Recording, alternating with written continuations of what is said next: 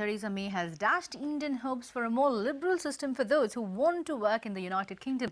Recently, the UK government announced some changes in its visa policy, whereby anyone applying after November 24th under the Tier 2 intra-company transfer category would be required to meet a higher salary threshold requirement of at least £30,000. Now, the earlier threshold was £20,800. Today, Niti Aayog CEO Amitabh Kant reminded the UK government that they needed to follow their free trade policy in total and not be selective about it. Listen in. India has become the most open economy of the world. It's attracted FDI investment and become the #1 country in the world as far as FDI investment is concerned. But I find to the contrary that the Western world is becoming more and more closed.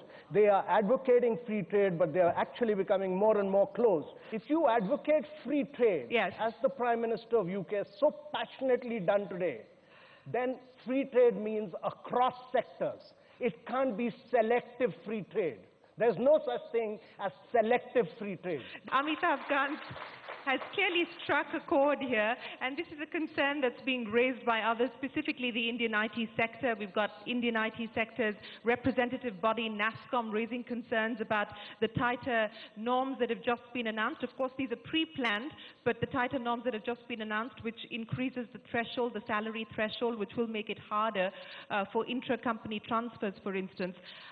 You've just heard what Mr. Kant has said. You get the feeling from this room here. How do you address this concern? I would say two things. I think it's vital for the UK to remain open to the best and the brightest. And I think in terms of the visa regime, I think our visa regime remains competitive. You heard some key announcements from the Prime Minister this morning in terms of helping that regime, in terms of India being, for example, the only place for the whole UK network where you'll now be able to get a same-day visa.